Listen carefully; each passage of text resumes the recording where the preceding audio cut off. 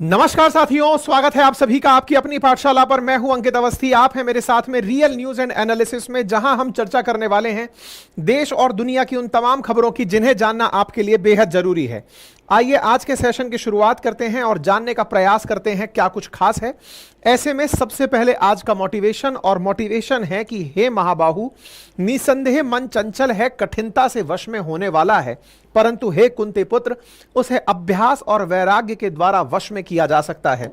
गीता का ये जो पंक्ति आपको अभी हाल हमने दिखाया, इसका अर्थ ये है कि आप अभ्यास और वैराग्य के साथ अपने मन को, कठिनता को, मन की चंचलता को वश में कर सकते हैं। विद्यार्थी जीवन में दिमाग कई बार बहुत उड़ने लगता है, और उड़ते हुए दिमाग को अगर थामना है तो उसके लिए अभ्यास की जरूरत होती है। हम ये सोचते हैं कि हमारा मन इधर उधर क्यों जा रहा है, इसी के लिए बच्चे मेडिटेशन का प्रयास करते हैं, अपने आप को फोकस करने का प्रयास करते हैं, और उस फोकस की वजह से वो अपने आप को नित्य उस प्रवृत्ति की तरफ बांधते हुए ले जाते हैं। असंशय महाबाहो मनो दुर्निर्गह चलम अभ्यासेन तु कौन्ते वैराग्येण च ग्रहते, यानी कि अभ्यास के साथ साथ आप इसे दूर कर सकते हैं। वेरी गुड मॉर्निंग सभी साथियों को। बहुत सारे प्यारे विद्यार्थी इस उम्मीद में कि सर का सेशन पता नहीं आरएनए होगा या नहीं, इस वजह से चिंतित हैं। लेकिन साथियों, जैसा जैसा मेरा मन मतलब अपने आप को फील बेटर कर रहा है, मैं ट्राई कर रहा हूं कि मैं आपके सेशंस को जारी रखूं। यही कारण है कि मैंने सैटरडे के दिन भी लेट नाइट आपका सेशन लिया। मन आपको लग सकता है कि एक पल के लिए सर ने अपने लिए ब्रेक लिया होगा, लेकिन जैसे ही थोड़ा भी अकेला पाता हूं कि नहीं भाई, बच्चों के साथ जाकर के उन सारी खबरों को उनको ब्रीफ करके आना है जिनके लिए वो हमेशा मेरे साथ जुड़े रहे हैं, तो फिर रुक नहीं पाता और मन आपकी क्लास की तरफ चला आता है। तो ये जो मन चंचल है ना, इसको आपका अभ्यास हो रखा है कि आपके साथ बैठ करके उसे दिन व दुनिया भर की बातें करके जानी है, सारी चर्चाएं बता के जानी है। ऐसे में सेहत को लेकर के जितने भी कॉम्प्रोमाइज़ हैं, वो एक बार के लिए जैसे ही थोड़ा सा पॉजिटिविटी फील होती है कि नहीं नहीं मैं ठीक हूँ, तुरंत खड़ा हो जाता हूँ वापस चल करके कि चलते हैं। ठीक है, आज के लिए फिर से इस सेशन में एंट्री और चर्चा है। हाल ही में आप लोगों ने इजराइल और हमास के बीच का जो संकट चल रहा था, गाजा पट्टी का जो विवाद चल रहा था, उसको खूब देखा। आपने देखा कि कैसे इजराइल और गाजा पट्टी के बीच में जो भी वॉर चल रहा था उसमें कितनी ज़्यादा बिल्डिंग्स टूटी, कितने लोग मरे, ये सुर्खियों का हिस्सा रहा। गाजा पट्टी तो सुर्खियों में रहा, लेकिन वेस्ट बैंक इन दिनों सुर्खियों में है। अच्छा, अब ये क्या कहानी है? देखो, गाजा पट्टी का जो एरिया है ना, इसको तो पूरी तरह इजरायली फोर्सेस अपनी तरफ से यहां से लेकर के इस तरह तक, यहां तक पूरी तरह से फिलाडेल्फिया बॉर्डर जो कहते हैं जिसको, यहां तक पूरी तरह से छाड़ चुकी हैं। मतलब इधर से उधर लोगों को हिला डुला चुकी हैं, और लोगों का कहना यह है कि इजरायली फोर्सेस ने गाजा पट्टी पर कंप्लीट कब्जा कर लिया है। एक तो ये काम हो गया। अब दूसरी तरफ फिलिस्तीन का एक हिस्सा अब वेस्ट बैंक में और बचा हुआ है। मतलब एक तरह से समझिए कि फिलिस्तीन दो ही जगह था, गाजा पट्टी में तो पूरी तरह से ये लोग आ गए, दूसरी तरफ वेस्ट बैंक वाला जो हिस्सा है, इस वाले हिस्से में क्या है कि बहुत सी जगह पर इजराइल के लोग छोटी छोटी कॉलोनी बना करके रह रहे हैं। ये होने को तो फलस्तीन ही है, लेकिन इस फलस्तीन के इस हिस्से में बहुत सी जगह पर इजरायली लोग अपनी छोटी छोटी कॉलोनी बनाकर रह रहे हैं। उन्हें सेटलर्स कहा गया है कि यहाँ के सेटलर्स हैं वो। हाल ही में क्या हुआ, इन सेटलर्स ने कुछ लोगों को जो यहां पर विरोध कर रहे थे इजराइल का गाजा पर हमले का, उनको मार दिया। कुछ हमले हुए और उन हमलों में वेस्ट बैंक के अंदर इजराइलियों के द्वारा यहां पर विरोध करने वाले लोगों को मारा गया।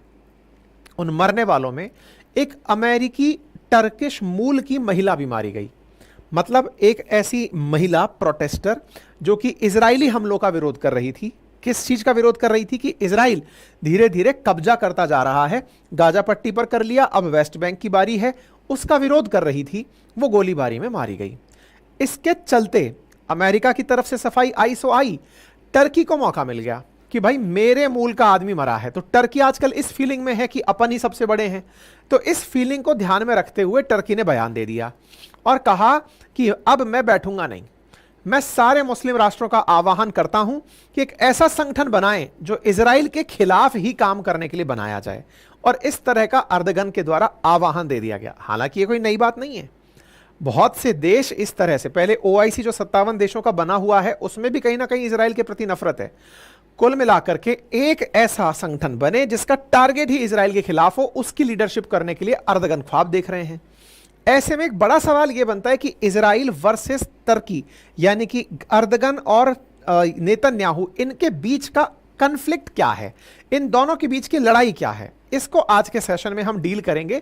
ये समझेंगे कि टर्की केवल बड़ा बनना चाहता है इसलिए इस तरह के भाषण बोलता है कि साहब मुस्लिम जगत मुझे लीडर माने, या कोई और भी इसकी निजी जो है दिक्कत है जिसके लिए ये सब तरह से भड़काऊ बयान देता रहता है। ठीक है, क्योंकि टर्की का ये बयान वायरल है जिसमें अर्दगन ने कहा है कि इस्लामिक अलायंस बनाएंगे हम लोग जो इजराइल के खिलाफ होगा। तो आज के सेशन में हम ये चर्चा करने वाले हैं कि टर्की की असली दुखती नब्ज क्या है, इसकी नब्ज गाजा पट्टी पर हो रहे हमले हैं या कुछ और है, उसके बारे में आज के सेशन में हम चर्चा करेंगे। लेकिन वहीं इजराइल के खिलाफ, मतलब उनका अपना भी टर्की के खिलाफ इजराइल वालों का भी बयान आ गया और वो कहते हैं कि इसको हम ज्यादा हैवी लेते नहीं हैं। ठीक है, तो हम इस विषय के ऊपर अब डिटेल में आगे बढ़ते हैं कि क्या कारण है कि कुल मिलाकर के टर्की, जिसका इजराइल से कोई लेना देना नहीं है दूर दूर तक, वो हर छोटी बात पर इतना प्रवोक क्यों हो जाता है कि हमें इजराइल से बदला लेना है, हमें इजराइल से बदला लेना है, हम गाजा पट्टी के साथ हैं, ऐसा क्यों। तो एक बार के लिए टर्की का मैप देख लेते हैं, फिर हम आगे बढ़ पाएंगे। इस मैप को ध्यान से देखना क्योंकि आगे चल के ये बहुत काम आने वाला है। टर्की के दक्षिण में सीरिया, टर्की के दक्षिण में ही इराक, इन दोनों देशों को आप एक बार देख लीजिए। और इराक और सीरिया जब देखें तो एक चीज याद करके चलिएगा जिसका नाम था ISIS, Islamic State of Iraq and Syria. इन दोनों को मिलाकर के ही आईसिस की जगह बनाई जा रही थी। ठीक है ना। अच्छा, केवल लोकेशन दिखा रहा हूं, फिर मुद्दे पर आऊंगा। टर्की के दक्षिण में आपको सीरिया दिख रहा है, सीरिया के दक्षिण में लेबनान है और लेबनान के दक्षिण में इजराइल है। इजराइल के हमले लेबनान पर तो बढ़िया से चल ही रहे हैं, ये हमले एक बार बस सीरिया को पार कर गए।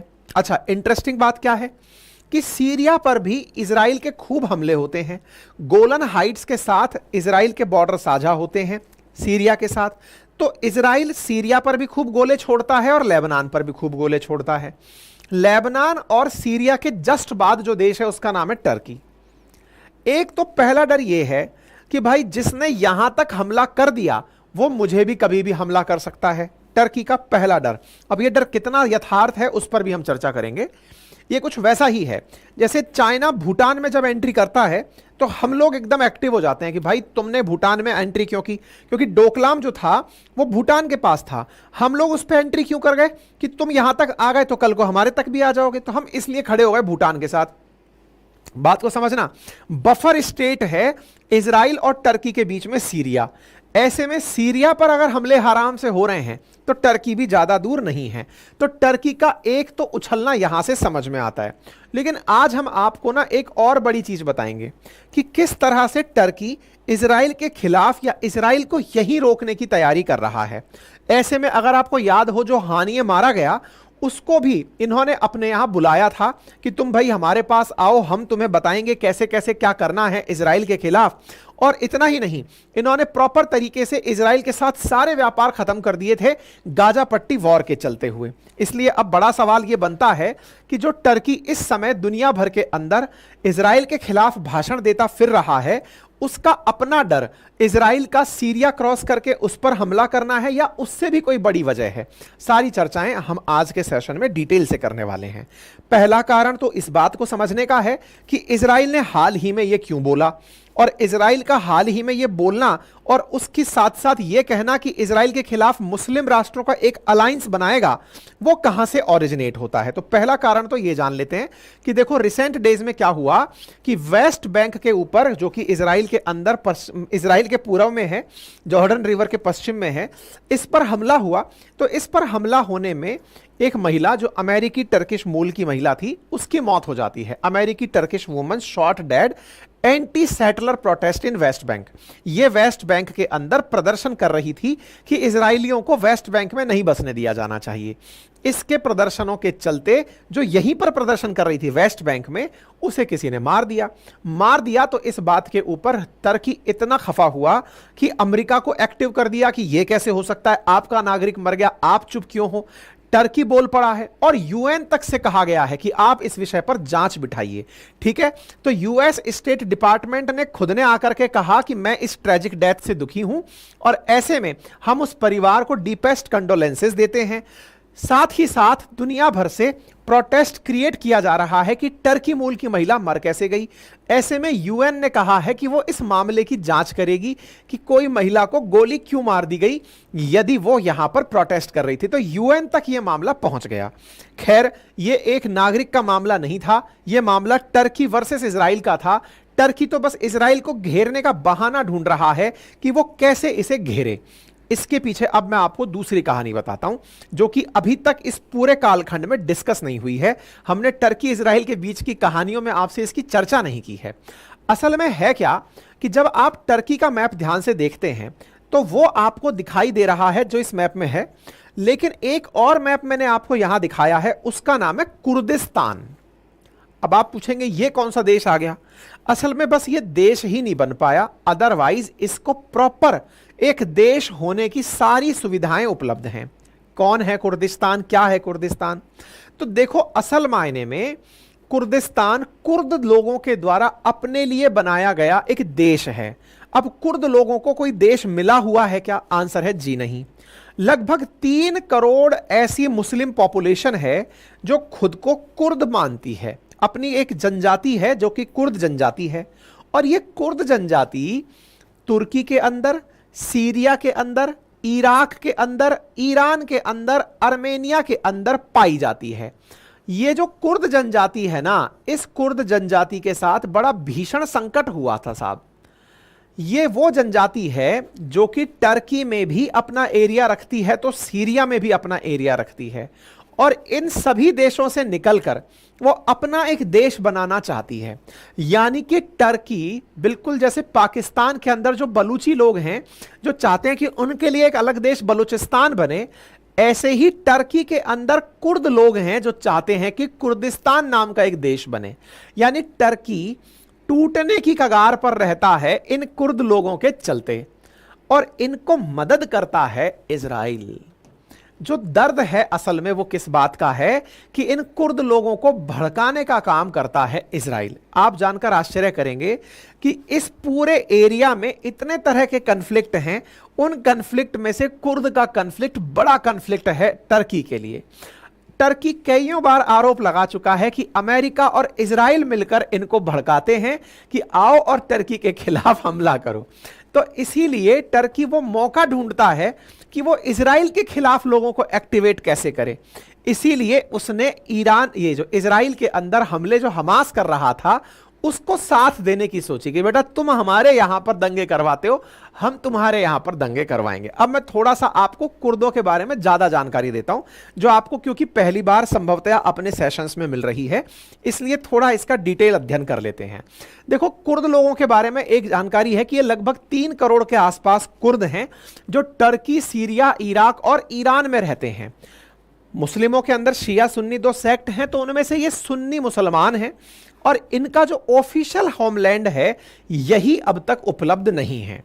ऐसे में ये लोग अपने लिए एक देश की मांग करते हैं। इनकी देश की मांग कैसे जायज होती है, क्या इनकी खासियत है? ये फारसी बोलते हैं और पहाड़ी इलाकों में रहते हैं, जनजाति प्रकार से हैं, और जनजातीय प्रजाति को जब फर्स्ट वर्ल्ड वॉर हुआ तो फर्स्ट वर्ल्ड वॉर के अंदर जो पश्चिमी ताकतें थी जिन्होंने ऑटोमन एम्पायर यानी कि टर्की के साम्राज्य को हराया था, उन्होंने इन कुर्दों को प्रॉमिस किया था कि जब हम युद्ध जीत जाएंगे तो आपको आपका एक देश उपलब्ध कराएंगे। इसे ट्रीटी ऑफ सेवरीज कहते हैं। आपको याद हो तो ऐसे ही एक ट्रीटी मैंने आप लोगों को बताई थी इजराइल के कारण। मैंने आपको बताई थी कि बेलफोर्ट डिक्लेरेशन था जो कि यहूदियों से किया गया था कि अगर हम वर्ल्ड वॉर जीत गए तो यहूदियों को फिलिस्तीन में एक देश देंगे। ऐसे ही इन कुर्दों को, यहूदियों को तो देश मिल गया फिलिस्तीन, इन कुर्दों को अपना देश नहीं मिला। इन कुर्द लोगों से कहा गया था कि यदि हम ऑटोमन एम्पायर को हरा देंगे तो आपको एक देश देंगे और उस देश का नाम कुर्दिस्तान होगा। तो यानी कि ब्रिटिशर्स ने इन्हें तोड़ने के लिए इन्हें भड़का करके एक देश का सपना दिखाया था। यही कारण था कि ऑटोमन एम्पायर खुद से भी अंदर टूट गया था। तो सेवरेज की ट्रीटी थी, बहुत इंपॉर्टेंट ट्रीटी कंसीडर की जाती है। लेकिन ब्रिटिशर्स अपने फायदे की बात सोचते हैं। इसके तुरंत बाद में एक ट्रीटी ऑफ लुसाने होती है 1924 के अंदर। उसमें क्या था कि टर्की की सीमा कहां से कहां तक होगी, मतलब ऑटोमन एम्पायर, पहले जितना भी फिलिस्तीन वगैरह ये सीरिया वगैरह क्षेत्र देखते हैं, ये पहले ऑटोमन एम्पायर के नाम से जाना जाता था और उसका मतलब गढ़ जो था वो टर्की होता था, लेकिन उसे युद्ध में हराया गया। तो ऐसे में इस पूरे क्षेत्र पर अब टर्की की सीमा निर्धारित करने का समय आया कि भाई कहां तक केवल टर्की कहलाएगा। यह नहीं है कि जहां तक देख रहे हो वहां तक तुर्की दिखाई दे रहा है, बोले नहीं, इसकी सीमा निर्धारित करने के लिए एक समझौता हुआ जिसे ट्रीटी ऑफ लुसाने कहते हैं। उस ट्रीटी ऑफ लुसाने में तुर्की को तो बॉर्डर डिसाइड करके दे दिया, लेकिन इन बेचारे कुर्द लोगों की मांग भूल गए या कहा कि इनको नजरअंदाज कर दिया। तब से लेकर अब तक ये जो 30 मिलियन कुर्द हैं ये अपनी जगह की ही मांग कर रहे हैं। ट्रीटी ऑफ सेवरेज खत्म हो गई और लौसाने ट्रीटी के चलते तुर्की एक देश बनकर आ गया और तब से लेकर के कुर्द लोग अपने लिए नई डिमांड करते रहते हैं कि साहब हमें भी दुनिया वालों आपने प्रॉमिस किया था। इस वजह से इस प्रॉमिस के चलते ही पश्चिमी देश कुर्द लोगों के साथ सॉफ्ट बिहेवियर रखते हैं। अभी मैंने थोड़ी देर पहले आपको आईसिस की कहानी बताई थी और कहा था कि इराक और सीरिया के अंदर आईसिस बनाना चाहता था अपना एक अलग साम्राज्य। उस आईसिस को जब अमेरिका हराने आया था, बगदादी को जब मारने आया था, तो ये जो कुर्द लड़ाके हैं ना, इन कुर्द लड़ाकों ने अमेरिका की मदद की थी इराक के अंदर, सीरिया के अंदर। मतलब यही वो कुर्द थे जो आईसिस को उन्हीं की तरह उन्हीं की भाषा में जवाब दे रहे थे। सेना से हटकर जो जमीन पर लड़ाई लड़ रहे थे वो ये कुर्द थे। तो वेस्टर्न कंट्रीज का इनको समर्थन प्राप्त है क्योंकि ये लोग इन्हें देश तो नहीं दे पाए लेकिन इन्हें एक एक्टिवेट करके चार्ज के रूप में रखा हुआ है, यूनिट के रूप में रखा हुआ है। इसी के चलते इराक में इराकी कुर्दिस्तान के नाम से एक ऑटोनॉमस रीजन इनको दिलवाया गया, एक स्वायत्त क्षेत्र कुर्द लोगों को दिलवाया गया कि हां भाई 1992 में कुर्द लोगों का कम से कम एक राज्य तो हो जहां वो इसे अपना कह सकें। तो देखो इराक में, सीरिया में और तुर्की में सब जगह कुर्द हैं। पश्चिमी देश का मतलब इजराइल भी समझ लो कि उनका साथी है, तो साथी है तो इन कुर्दों को वो मौका देता है। जब भी टर्की के खिलाफ बगावत करनी होती है कुर्दों को चार्ज कर दिया जाता है, ये कुर्द टर्की के खिलाफ बोल पड़ते हैं। ऐसे में इनका जो दर्द है ना, वही दर्द अब टर्की वाले जो हैं वो बदले के रूप में इजराइल से लेना चाहते हैं। तो ये तो पहली चीज है जो मैंने आप लोगों को बता दी, ठीक है। किस प्रकार से ये सारी की सारी कहानी हुई, ये सारा डिटेलिंग मैंने आपको दे दिया। देख सकते हो, Turkey launches air attack against Kurdish rebel in Iraq and Syria. मतलब टर्की वाले जो है ना वो इराक और सीरिया में जाकर के भी कुर्द लोगों के ऊपर गोली चला के चले आते हैं। इस तरह से ये लोग कुर्द के खिलाफ हैं, ठीक है। अच्छा, अब एक चीज और जानते हैं, और वो क्या है। सीरिया की कहानी मैंने आप लोगों को बता दी। आगे चलते हैं तीसरे पॉइंट के ऊपर। टर्की ने हाल ही में क्या कहा, टर्की में यह कहा कि जो इजराइल है वो खुद को बढ़ाना चाह रहा है। देखो टर्की के जो अर्दगन हैं वो थोड़े से मतलब मेमोरी लॉस वाले आदमी हैं, शॉर्ट टर्म मेमोरी लॉस है। उन्हें अपनी मेमोरी पर संभवतया विश्वास नहीं है कि वो कुछ करके भूल जाते हैं। उन्होंने कुछ समय पूर्व इजिप्ट के साथ और सीरिया के साथ लड़ाई लड़ ली थी। मतलब इनको मुस्लिम ब्रदरहुड जो है वो अचानक जगा है। अगर तुर्की के अर्दगन का इतिहास उठाकर देखोगे तो पाओगे कि ये पहले से इतना एक्सट्रीमिस्ट आदमी नहीं हुआ करता था। इस्लाम के नाम पर इसके अंदर कोई भाव नहीं हुआ करता था, लेकिन जब चुनाव में लगातार 2 बार जीता तो जीतने के बाद में इसको लगा कि अगर लगातार बने रहना है तो मुझे ये तरीका अपनाना पड़ेगा, उन लोगों को भी अपने साथ लेना पड़ेगा जो तुर्की में ऑर्थोडॉक्स होना चाहते हैं, इस्लाम की कट्टरपंथ को पकड़कर चलना चाहते हैं। इसलिए ये आजकल इस्लामी फेवरेटिज्म करता है।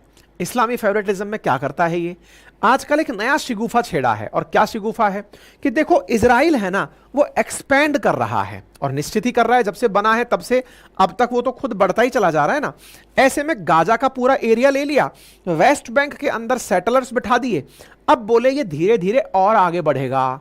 अगर तुम लोग जो इसके साथ बॉर्डर साझा करते हो अगर अभी भी नहीं जगे तो आने वाले समय में तुम्हारे देश में घुस जाएगा। कौन से देश पड़ोस में है, एक तरफ पड़ोस में बैठा हुआ है इजिप्ट, एक तरफ बैठा हुआ है सीरिया। उन दोनों देशों से तुर्की ने पहले झगड़ा किया हुआ था। झगड़ा किस बात का था अब मैं आपको वो बताता हूं। हाल ही में इन महाशय ने उन दोनों देशों को बुलाकर पार्टी दी है।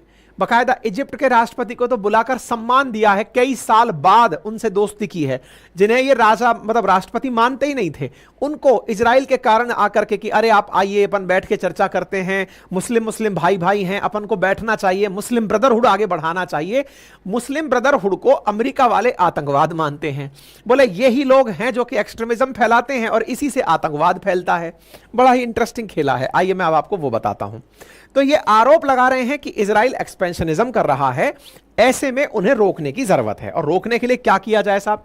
अब इसको थोड़ा सा इधर देखो, मैंने जिस ऑटोमन एम्पायर की आपको बात की थी, उस ऑटोमन एम्पायर को आप देख सकते हो किस तरह से ऑटोमन एम्पायर एक समय पर इतना लंबा समय तक सीरिया, एनातोलिया, इन क्षेत्रों के अंदर फैला हुआ था। अभी की स्थिति क्या है, अब मैं आपको वो बताता हूं। देखो, ये रहा इजिप्ट, और इजिप्ट के साथ साथ क्या कहानी है, मैं आपको उस तरफ लेकर चलता हूं। टर्की इजिप्ट और सीरिया को अपने साथ करना चाहता है। इसके लिए आप देखें, इस महीने की शुरुआत में एक खबर आती है, इजराइल के अब्दुल फतेह सीसी जो यहां के राष्ट्रपति हैं, इजिप्ट के जो सीसी हैं, वो जो कि यहां के राष्ट्रपति हैं, वो 12 साल बाद टर्की जाते हैं। और कब जाते हैं? आज से 4 दिन पहले इन्हें इनवाइट किया जाता है। 12 साल क्यों लग गए? इसके पीछे की भी एक कहानी है। अच्छा, इसके पीछे की कहानी को मैं आपको बताऊं तो थोड़ा सा एक बार मैप देख लो, उसके बाद ज्यादा अच्छे से समझ में आएगा। यहां पर ना कुछ देश हैं, Morocco, Tunisia, Algeria, Libya, Egypt. इन देशों में आज से लगभग कई साल पहले, 1 दशक से पूर्व, अरब स्प्रिंग आया था। तो उसमें क्या हुआ था कि लोकतंत्र की डिमांड उठी थी, जनता ने राजशाही को हटाकर फेंक दिया था, और अगर कोई तानाशाही थी तो उसे भी उठाकर फेंक दिया था, जनता का शासन आया था। हालांकि अरब देशों के अंदर आज भी राजशाही है, लेकिन इन देशों के अंदर बहुत बड़ी संख्या में सत्ता परिवर्तन हुआ था।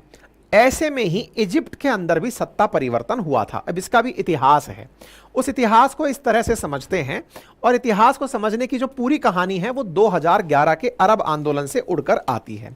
2011 के अंदर जब अरब देशों के अंदर आंदोलन उठा, तो इस आंदोलन के बाद तत्कालीन राष्ट्रपति होस्नी मुबारक को फरवरी 2012 में कुर्सी से हटा दिया गया, और इस कुर्सी से हटाने के बाद मोहम्मद मोरसी को देश का पहला लोकतांत्रिक निर्वाचित राष्ट्रपति चुना गया। यानी इलेक्शन हुआ, होस्नी मुबारक को हटाया गया, जनता ने हटा करके मतलब विद्रोह करके उसे हटाया, और मोहम्मद मोरसी नामक एक व्यक्ति हैं जो चुनाव जीत करके इजिप्ट के नए राष्ट्रपति बनकर आते हैं। और इसके बाद इस मुस्लिम ब्रदरहुड, यानी कि तुर्की के द्वारा एक नया शब्द कॉइन किया गया था, मुस्लिम भाई बंधु ब्रदरहुड। और मुस्लिम ब्रदरहुड में टर्की के इजिप्ट के अंदर एक व्यक्ति राष्ट्रपति चुना गया है, और वो अब लोकतांत्रिक तरीके से शासन चलेगा। ऐसे में टर्की की अपनी अर्दगन की पार्टी और मुस्लिम ब्रदरहुड के नाम पर इनकी पार्टी, मोरसी की पार्टी, इन दोनों में काफी सिमिलरिटीज थी, दोनों एक दूसरे को बहुत अच्छा मानते थे। बात कब थी 2012 की। अब क्या होता है, अभी मतलब इतने दिनों बाद होस्नी मुबारक की सत्ता पलटी है, मोरसी की सत्ता आई है, साल भर ही बीता था। जो ये सीसी है ना, जो आज इजिप्ट के राष्ट्रपति हैं, ये उस समय डिफेंस मिनिस्टर हुआ करते थे। इन्होंने क्या किया, अब्दुल फतेह अल सीसी ने अपने राष्ट्रपति को पद से हटा दिया। किसको हटा दिया? मोरसी को। मोरसी को पद से हटा करके खुद सत्ता पर काबिज हो गए। इस पर तुर्की नाराज हो गया और कहा कि जो ये सीसी है ना, ये नाजायज तानाशाह है, मतलब कि ये डिक्टेटर है और नाजायज तरीके से ये यहां पर राज कर रहा है। और ऐसे में नाजायज तानाशाह कहते हुए इनके साथ अपने संबंध तोड़ दिए। मतलब सीसी जो कि उस समय रक्षा मंत्री थे, उन्हें यहां से बोले इनको मैं स्वीकार नहीं करूंगा। तो इजिप्ट भले ही वो मुस्लिम राष्ट्र था, लेकिन तुर्की के अर्दगन को वो पसंद इसलिए नहीं आए क्योंकि मेरे मित्र को तुमने सत्ता से हटा दिया, इसलिए मैं तुम्हें पसंद नहीं करता। इन लोगों के बीच में तब से लेके अब तक 12 साल से कलेश ही चल रहा था। सीसी को इन्होंने राष्ट्रपति मानने से इनकार कर दिया इजिप्ट का, कि मैं तुम्हें राष्ट्रपति नहीं मानता। लेकिन आप सोचो, इजराइल ने इन दोनों को एक दूसरे के नजदीक ला दिया है। दैट मीन्स कि यहां से सीसी जो हैं वो उड़ करके अब अर्दगन के पास पहुंचे हैं, अर्दगन उन्हें राष्ट्रपति की तरह सम्मान दे रहे हैं। क्यों? क्योंकि तुमको अगर मैं साथ नहीं लाया तो मैं इजराइल को कैसे रोकूंगा, मैं नई नीतियों पर काम कर रहा हूं। तो इजराइल कैसे पलटा, आपको संभवतया वो समझ में आ गया होगा। ठीक है, तो ये जानकारी मैंने आपको बता दी कि ये साहब देखिए, टर्की के अंदर बाकायदा सीसी का स्वागत हो रहा है और Turkish leader land in Cairo. आप यहां पर देख सकते हैं, पहली 10 साल बाद पहली कोई यात्रा है, ये सुर्खी बनकर आती है। अब टर्की का सीरिया के साथ जान लीजिए। मतलब सोचो, ये सोच रहा है कि बस मैंने अपने यहां बुला लिया, अब रिश्ते सामान्य हो गया, अब मैं इजराइल के खिलाफ इनका इस्तेमाल कर लूंगा। मैं इसीलिए कह रहा हूं कि ये थोड़े से बूढ़े हो गए हैं। सीरिया के अंदर अगर अब हम चलते हैं तो अब ऐसे में क्या है, इजराइल के दुश्मन टर्की फिर दोस्ती करने की तैयारी में जा रहा है सीरिया के साथ। अब इसकी क्या कहानी है, देखो क्या है, सीरिया में ना गृह युद्ध की स्थिति बनी थी। सीरिया में गृह युद्ध कैसे हुआ था कि बशर अल असद जो हैं, जिनकी वर्तमान में सरकार है, इनको हटा के उखाड़ फेंकने के लिए अर्दगन ने जनता को भड़का दिया था। मतलब कि बशर अल असद जो सीरिया में वर्तमान में राष्ट्रपति हैं, उनको हटाने के लिए तुर्की ने सीरिया के लोगों को भड़काया था। ऐसे में तुर्की ने सीमा पर सैन्य अभियान भी चलाए थे। ऐसे में सीरिया और तुर्की के संबंध बहुत बिगड़ गए थे 2012 में। लेकिन अब ये इसको फिर भड़का रहे हैं बशर अल असद के साथ संबंध अच्छे करके कि देखो मैं मारता हूं कोई बात नहीं, क्योंकि अपन तो मुस्लिम भाई भाई हैं, तुमको इजराइल मारे ये पाप है, इसलिए हमें इजराइल के खिलाफ एक होने की जरूरत है। मतलब अब ये लोग भी समझदार होंगे जो ये समझेंगे कि टर्की ऐसा कर क्यों रहा है, वो उसके अंदर अचानक ये मुस्लिम ब्रदरहुड कहां से जाग गया। जो देश सीरिया के अंदर बशर अल असद की सरकार को गिराना चाहता हो, जो मिस्र के अंदर अल सीसी की सरकार को मान्यता ना देता हो, अचानक वो इजराइल के खिलाफ हम सबको भाई भाई कहने में क्यों तुला हुआ है, क्यों खुद को अपने आप में हीरो समझ रहा है। सबको यह आंसर समझ में आता है कि साहब इनका असली दर्द हमास नहीं है, कुर्द हैं, और इन कुर्दों को भड़काता है इजराइल। इसलिए इजराइल के खिलाफ सेंटिमेंट के नाम पर इन सबको साथ ले लिया जाए, ये इसका शुरुआती प्रयास है। लेकिन ये इन मंसूबों में कामयाब नहीं होगा, क्योंकि एक दो बार के चाय पानी पीने में ही अगर ये रिश्ते बहाल होने लगते तो पहले मारकर सबको फिर चाय पानी की पार्टी कर लेते। ऐसा होता नहीं है, ठीक है। पर खैर कोई नहीं, सीरिया के प्रति इनका जो भाव है वो बना रहे। संभवतः आपको यह समझ में आ गया होगा कि तुर्की किस तरह से इस क्षेत्र में अपने आप को नया लीडर बनाने का प्रयास भले ही कर रहा है, लेकिन कितनी पुअर कूटनीति है कि जो अपने राष्ट्रों को दुश्मन बना के चल रहा था, उन्हें केवल मित्र इसलिए बना रहा है कि इजराइल से लड़ाना है। और इजराइल जो इस बात को अच्छे से समझता है कि बेटा तुम्हारी दिक्कत कुर्द हैं, बस उन्हें भड़काऊंगा तो तुम अपने आप सेटल हो जाओगे। तो ये बहुत ही मतलब घचमच सा मामला हो रखा है। ऐसे में आप मस्त रहें और ये समझते चलें कि जियो पॉलिटिक्स में कोई किसी का परमानेंट शत्रु नहीं, कोई परमानेंट मित्र नहीं। और दुनिया में जो लोग ये बोलते हैं कि हम तो धर्म के नाम पर एक हैं, वो इस दुनिया का सबसे बड़ा भ्रम है। यहां पर लोगों को धर्म के नाम पर एक करने की जो ये कवायद है, ये केवल आम जनता को फंसाने के लिए होता है। बाकी ये लोग धर्म से बहुत ऊपर उठ चुके हैं। अगर ऐसा होता तो अल सीसी को बहुत पहले मान्यता दे दिया होता, बशर अल असद को गिराने के लिए इतने प्रयास ना किया होता। लेकिन आज मौका परस्ती की राजनीति है और वो आप सबको समझ आ रही है, ठीक है। बाकी आप जो भी समझते हो अपनी राय कमेंट बॉक्स में जरूर दें। चैनल पर नए हैं तो सब्सक्राइब कर लें। अपनी पाठशाला.com हमारी वेबसाइट पर रेगुलर अपडेटेड करंट अफेयर्स आपको मिल रहा है, डे टू डे आप उसे मतलब एक्सेस कर सकते हैं। हमारी अपनी पाठशाला एप्लीकेशन पर हमारे कोर्सेज उपलब्ध हैं। रिकॉर्डेड फॉर्मेट के अंदर जीए फाउंडेशन का बैच उपलब्ध है। एसएससी की टेस्ट सीरीज लॉन्च हो चुकी है वेबसाइट पर। अपनी पाठशाला.com वेबसाइट को जाकर के आप सर्च कर सकते हैं, ठीक है। हमारे हैंड रिटन नोट्स अपने घर बैठे मंगा सकते हैं। आरएएस के नोट्स भी उपलब्ध हैं और ये नोट्स भी उपलब्ध हैं, आप अपने घर पर ऑर्डर कर सकते हैं, ठीक है। कोई क्वेरी कमेंट अगर हो तो कृपया करके बताएं, नहीं तो हम आगे चलें।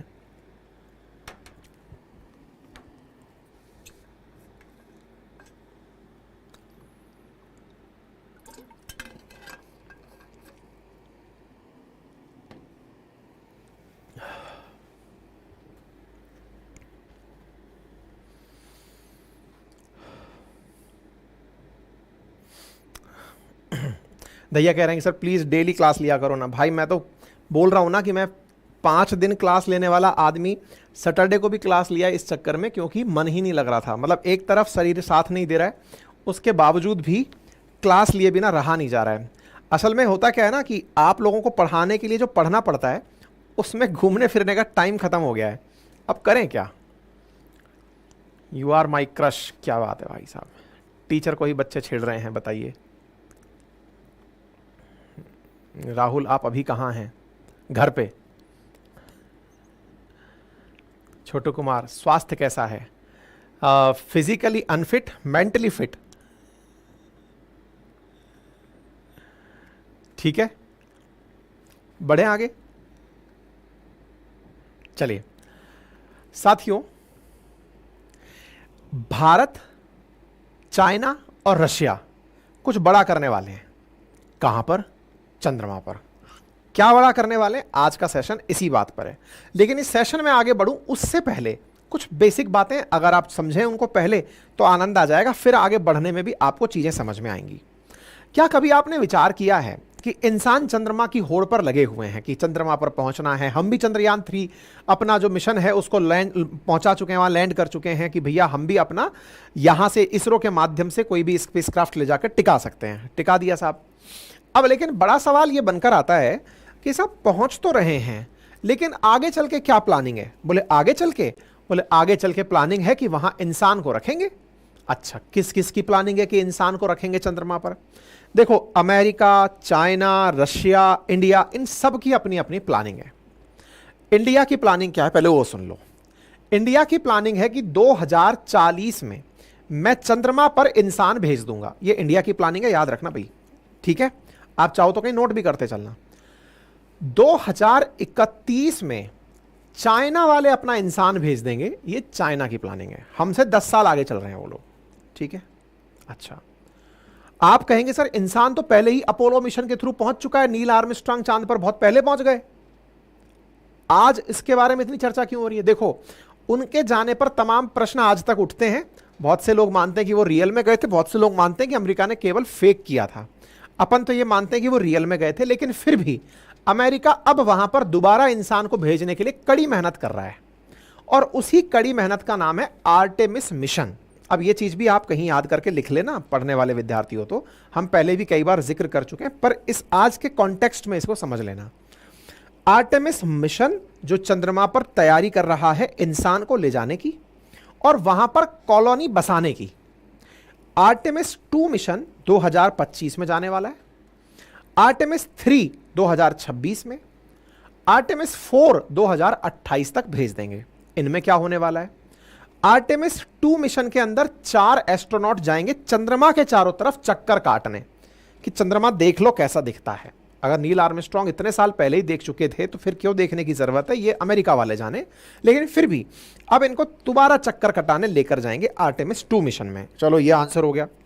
आर्टेमिस 3 मिशन के अंदर इंसान को अमेरिका वाले चंद्रमा पर उतार देंगे, और आर्टेमिस 4 मिशन में वहां पर जाकर लोगों का रहना शुरू हो जाएगा। तो अब इसके दिमाग में आपके सवाल बनेगा कि इंसान जाएगा और वहां चंद्रमा पर 14 दिन की रात होती है। 14 दिन की रात होती है, मतलब अब समझ लो 14 डेज नाइट। अपने जो 14 दिन है ना, उतनी लंबी वहां रात होती है। अब अगर इतनी लंबी रात वहां होती है तो आज मान लो अपन ने सोलर पैनल लगा रखे हैं, सोलर पैनल से बिजली बनती है, बिजली से अपन काम चला लेते हैं। लेकिन चंद्रमा पर अगर अंधेरा हो गया तो सूरज की रोशनी के अभाव में वहां पर काम कैसे चलेंगे? काम कैसे चलेंगे, इसके लिए इंसान ने दिमाग लगाना शुरू किया। क्या दिमाग लगाया कि यार अगर चंद्रमा पे इंसान को रखना है, कॉलोनी बनानी है, लोगों को बिठाना है, तो इसके लिए बेहतर है कि पहले वहां पर बिजली की व्यवस्था की जाए। जैसे अपने होता है ना कि भाई इंसान की बुनियादी आवश्यकताएं क्या हैं? बोले रोटी, कपड़ा, मकान। इंसान रोशनी को, बिजली को वेटेज ही नहीं देता, क्योंकि उसको तो ग्रांटेड लगता है कि हाँ आ तो रही है सूरज की रोशनी, सरकार दे तो रही है बिजली, उसके लिए बड़ा चैलेंज नहीं है। विज्ञान के लिए बिजली बहुत बड़ा चैलेंज है। लेकिन वहां पर बिजली कैसे लाएं? तो बोले सर सोलर पैनल से। बोले सोलर पैनल तो 14 दिन बाद काम ही नहीं करेगा। तो बोले फिर क्या करें? तो बोले ऐसे में वहां पर न्यूक्लियर रिएक्टर लगाते हैं। अब समझें यहां से, न्यूक्लियर रिएक्टर विद्युत उत्पादन के लिए नाभिकीय संलयन और विखंडन, ये नाभिकीय प्रक्रियाएं हैं। न्यूक्लियर फ्यूजन और फिशन, फ्यूजन और फिशन। तो न्यूक्लियर फिशन से वहां पर बिजली पैदा की जाए, जैसे धरती पर हो रही है, जैसे सबमरीन्स में हो रही है, ऐसे चंद्रमा पर रिएक्टर लगाकर बिजली पैदा की जाए। अब आपके दिमाग में एक अलग प्रश्न आएगा, यार ये बात तो सच है कि बिजली की जरूरत है, सोलर पैनल काम नहीं करे। पैरेलली आपके दिमाग में आएगा सर बैटरी ना भेज दें ऊपर अंतरिक्ष में? हाँ बात तो सही है, अंतरिक्ष में बैटरी भेज दोगे लेकिन बैटरी भी तो चार्ज करोगे। ये थोड़ी है कि हाँ भाई तेरी बैटरी खत्म हो गई ले और दूसरी बैटरी ले जा, इतना ट्रैवल आसान थोड़ी है। तो ऐसे में परमानेंट वहां बिजली का सॉल्यूशन क्या है, तो ले वहां न्यूक्लियर रिएक्टर लगाए जाने चाहिए। अब समझो ध्यान से, न्यूक्लियर रिएक्टर अमेरिका वाले अपना प्लान कर चुके हैं लगाना, ऑलरेडी $5 मिलियन का प्रोजेक्ट दे चुके हैं कंपनियों को, जो केवल यह बताएंगी कि वहां न्यूक्लियर रिएक्टर बनाया कैसे जाए, वहां की स्थितियां कैसी रहेंगी, न्यूक्लियर रिएक्टर बनाने में चैलेंजेस। $5 मिलियन केवल एडवाइस देने के लिए नासा दे चुका है। अब चाइना और रशिया वाले मिलकर 2021 में एक दूसरे से टाई अप करते हैं। देखिए जैसे इंडिया में इसरो है, ऐसे ही चाइना में रशिया में रॉसकॉस्मॉस है। जैसे नासा है अमेरिका में, ऐसे ही रॉसकॉस्मॉस है रशिया में। रॉसकॉस्मॉस और CNAS चाइना वालों का, ये जो इसरो चाइना वालों का जो इसरो है, इन दोनों ने 2021 में टाई अप किया। कि क्या टाई अप किया कि चाइना वाले 2026 से लेकर 28 के बीच में चांग-ई 6 मिशन, चांग-ई 7 मिशन और चांग-ई 8 मिशन भेजेंगे। और उस मिशन का क्या टारगेट होगा, चंद्रमा पर जाकर के ये तलाशना कि अगर यहां रिएक्टर लगाएंगे तो कहां लगाएंगे। मतलब अब समझो, दो धुरी बंध चुकी हैं। किस किस की, एक तरफ अमेरिका है जो कहता है कि मैं नासा की तरफ से जाऊंगा और अपना चांद पर जाकर रिएक्टर लगाऊंगा, दूसरी तरफ रशिया और चाइना है जो कि जाकर के रिएक्टर लगाएंगे। रिएक्टर क्यों लगाएंगे, ताकि जब इंसान वहां रहने जाए तो उसे बिजली मिले। इंसान जब रहने जाए तो इसकी प्लानिंग में रशिया और चाइना मिलकर 2031 की प्लानिंग कर रहे हैं कि इंसान को रहने भेजेंगे। एक चीज मैं यहां पर बता दूं, आज तक रशिया भले ही यूएसएसआर के केस में बहुत पावरफुल रहा हो, आज तक चांद पर वो इंसान नहीं उतार पाया है। अमेरिका कहता है कि अपोलो मिशन में उसने नील आर्मस्ट्रांग को उतार दिया था, लेकिन लोग उस पर डाउट करते हैं कि सर अगर उतार दिया था तो फिर आर्टेमिस मिशन अब क्यों भेज रहे हो। एनीवे, अभी तक चांद पर इंसान उतारने की सबसे प्रबल तैयारियों में अब आर्टेमिस मिशन अमेरिका वालों का दिख रहा है। वहीं चाइना और रशिया 2031 प्लान कर रहे हैं, लेकिन 31 में इंसान पहुंचे, वहां पर कुछ करे तो बिजली चाहिए साहब। बिजली के लिए बोले पहले रिएक्टर लगाएंगे। रिएक्टर लगाने के लिए इन दोनों ने समझौता कर लिया। आप पूछेंगे इंडिया की क्या कहानी है, हमने कहा इंडिया वाले तो 2040 में इंसान को भेजेंगे। लेकिन भाई इंडिया अपना सिक्का पहले जमा चुका है, इतने कम संसाधनों के साथ, इतने कम खर्चे में चंद्रमा के साउथ पोल पर सफल लैंडिंग करा चुका है। यानी इंडिया टेक्नोलॉजी तो रखता है, इसका मतलब अगर इसे भी साथ ले लिया जाए तो नेकी और पूछ पूछ। ऐसे में रशियन मीडिया की खबर है, जो टास नामक खबर है, न्यूज चैनल है, उसके अंदर यह खबर प्रकाशित हुई है, जिसे यूरेशियन टाइम्स ने अपने साथ लिया है कि इंडिया भी रशिया और चाइना के साथ ही इस न्यूक्लियर रिएक्टर को बना रहा है। अर्थात इंडिया वाले भी इसमें लगे हुए हैं। हालांकि भारत की तरफ से कोई भी इस पर ऑफिशियल प्रतिक्रिया नहीं आई है, लेकिन रूसी अखबार में इस जानकारी का होना अपने आप में एक बड़ी खबर है। आप पूछेंगे कि साहब भारत से कोई खबर क्यों नहीं आई।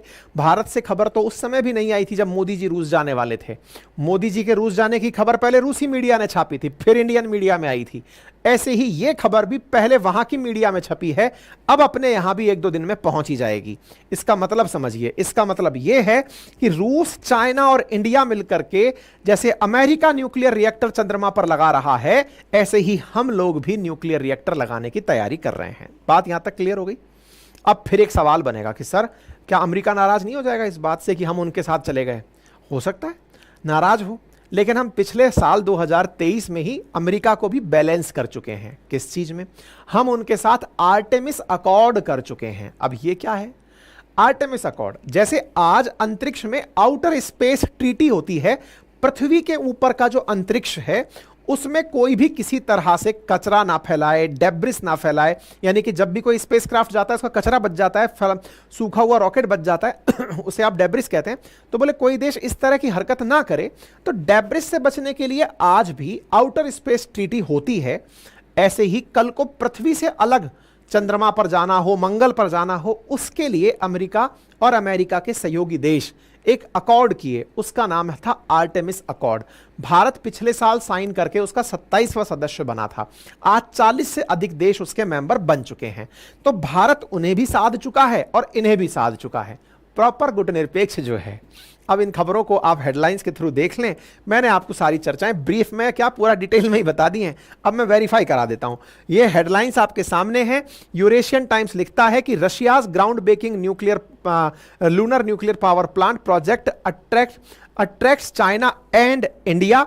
और यहां पर यह खबर बनकर आती है कि मून पर जाकर के न्यूक्लियर रिएक्टर लगाने की प्लानिंग है। खबर इंडियन मीडिया में, India China Russia to jointly built massive nuclear power plant on moon to establish a future human lunar colony. यह हेडलाइंस बनती है। अर्थात अब चंद्रमा पर इन 3 देश एक साथ मिलकर के दोस्ती करने जा रहे हैं। यूरेशियन टाइम्स खबर छापता है, Russia's ground breaking lunar nuclear power plant project attract China and India as Moscow eyes space base.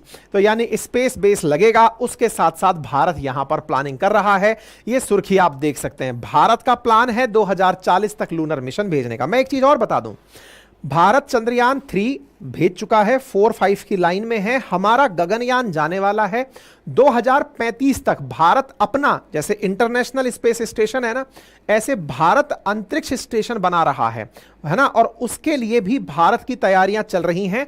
2035 तक हम अपना अंतरिक्ष स्टेशन बना देंगे। इसी के लिए हमने गगनयान की तर्ज पर काम करना शुरू कर दिया है ना।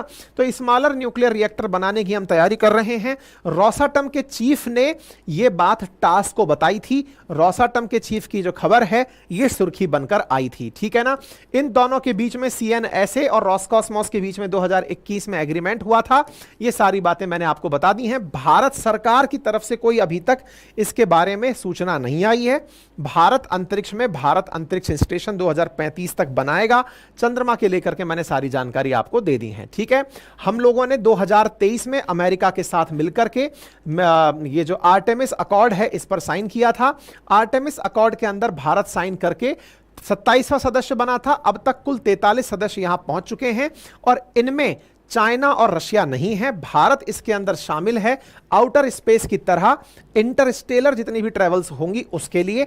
ऐसे में भारत को रशिया और चाइना साथ लेकर इनके साथ मिलकर के न्यूक्लियर रिएक्टर की प्लानिंग कर रहे हैं।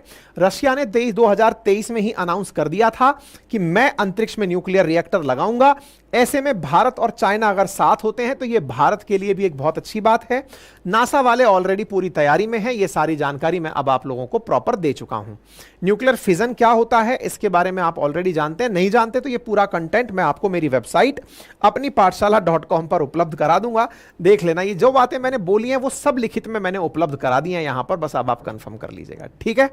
चलें आगे बढ़ते हैं साहब। चलिए, ये सारी बातें बता चुका हूं। बाकी हमारी जो कंटेंट लिखित में इस तरह से भी उपलब्ध है और पीडीएफ फॉर्म में भी उपलब्ध है, आप ले सकते हैं। वेबसाइट पर डला हुआ है ये, अपनी पाठशाला.com पर आप विजिट करें। अपनी पाठशाला वेबसाइट के साथ साथ एप्लीकेशन पर हमारे कोर्सेज उपलब्ध हैं जिन्हें आप एक्सेस कर सकते हैं। वेबसाइट पर टेस्ट सीरीज उपलब्ध है और एप्लीकेशन पर हमारे नोट्स उपलब्ध हैं जिन्हें घर बैठे आप मंगा सकते हैं। कोई क्वेरी और कमेंट हो तो बताएं, बताइए।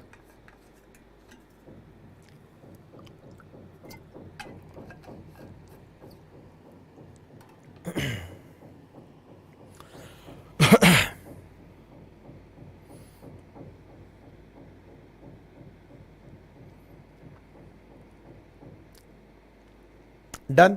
कोई क्वेरी अथवा कमेंट अगर है तो प्लीज बताएं।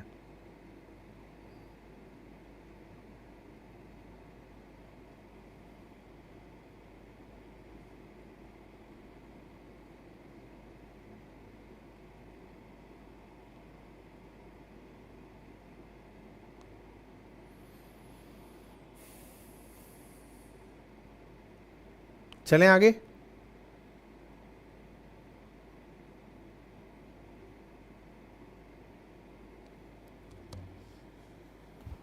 चलिए साथियों, पेरिस ओलंपिक खत्म हुए। भारत कुल 6 पदक प्राप्त किया, एक भी गोल्ड प्राप्त नहीं किया। 142 करोड़ का भारत, अगर 2022 का सेंसस का डेटा, अभी तक तो खैर सेंसस नहीं हुई है, लेकिन जो डेटा ऑनलाइन दिखता है तो हम 140 करोड़ से ऊपर है। नेता लोग भी यही बोलते हैं।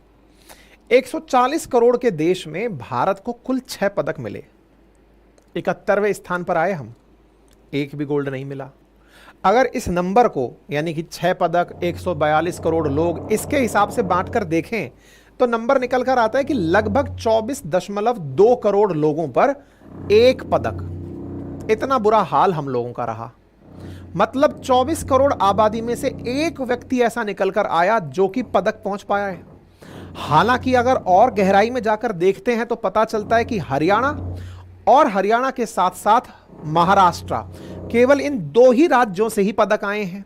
6 पदक में से एक पदक तो हॉकी टीम का संयुक्त पदक है, वहीं दूसरी ओर 4 पदक केवल और केवल हरियाणा के हैं और एक पदक जो है वो महाराष्ट्र का है। मतलब एक तरह से देश के अंदर लगभग 26 राज्य ऐसे रहे जो पदक विहीन ही रह गए। अब ये बड़ा सवाल है कि हमारे देश में किस चीज की कमी है। हमारी प्रतिभा की कमी है, एक्सपोजर की कमी है, हमारे टैलेंट को निखारने के लिए जो लोग चाहिए उनकी कमी है। कहां पर चूक रहे हैं हम, ये बड़ा प्रश्न बनता है। इसी एक प्रश्न में एक बड़ा प्रश्न और जुड़ जाता है और वो है पैरा ओलंपिक से रिलेटेड। पैरा ओलंपिक से रिलेटेड काम इसलिए क्योंकि हमारे पैरा ओलंपियंस भी हाल ही में ओलंपिक के जस्ट बाद जो पर्सन्स ऑफ डिसेबिलिटी हैं वो जब स्पोर्ट्स में पार्टिसिपेट किए तो उन्होंने तो साहब झंडे ही गाड़ दिए, 29 पदक ले आए। ऐसे में फिर एक बड़ा सबक बनता है कि पर्सन्स विद डिसेबिलिटी इतने जबरदस्त पदक लेकर आ रहे हैं तो आप और हम जिनको सब ईश्वर की सक्षम स्थितियां उपलब्ध हैं उसके बावजूद भी हम पिछड़ रहे हैं।